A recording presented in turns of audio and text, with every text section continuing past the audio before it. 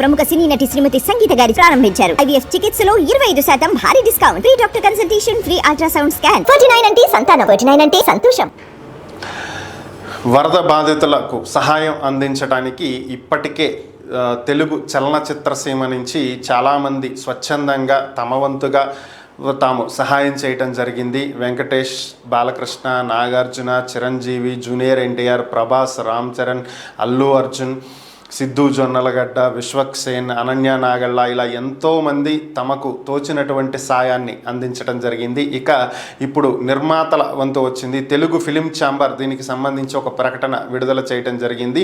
Telugu film chamber నుంచి ఇరు రాష్ట్రాలకు చెరొక 25 లక్షలు, అలాగే నిర్మాతల మండలి నుంచి చెరొక 10 లక్షలు, అలాగే ఫిలిం ఫెడరేషన్ నుంచి ఇరు రాష్ట్రాలకు చెరొక 5 లక్షల చొప్పున డొనేషన్లు ఇచ్చినట్లుగా తెలుస్తుంది. అలాగే వరద బాధితుల సహాయం అందించడం కోసం ఈ వరద ప్రభావిత ప్రాంతాల్లో ఒక కమిటీని ఏర్పాటు చేస్తున్నామని, వారు ఈ ప్రాంతాల్లో పర్యటించి అక్కడ ఎటువంటి అవసరాలు ఉన్నాయి అనే దాని మీద ఒక నివేదిక సిద్ధం చేస్తారని, దానికి తగ్గట్టుగా తెలుగు చలనచిత్ర పరిశ్రమ వాటికి అనుగుణంగా విరాళాలను సేకరించి అందించడం జరుగుతుందని, అలాగే 2 తెలుగు రాష్ట్రాల్లో సినిమా థియేటర్ల వద్ద వారికి తోచినటువంటి సహాయం అందించడం కోసం కలెక్షన్ బాక్సులను ఏర్పాటు చేస్తామని, దీంట్లో వస్తువులు కానీ డబ్బు రూపేణా కానీ ఏదైనా సరే ఎవరు ఎటువంటి సహాయం చేయాలనుకున్నా చెయ్యవచ్చు అని చెప్పి వారు తెలియజేయటం జరిగింది. అలాగే వివిధ శాఖలుగా ఉన్నటువంటి చలనచిత్ర పరిశ్రమలో అంటే నిర్మాతలు, డైరెక్టర్లు, ఆర్టిస్టులు, జూనియర్ ఆర్టిస్టులు, ఇలా రకరకాలుగా ఉన్నటువంటి పరిస్థితి. సో వీళ్ళందరికీ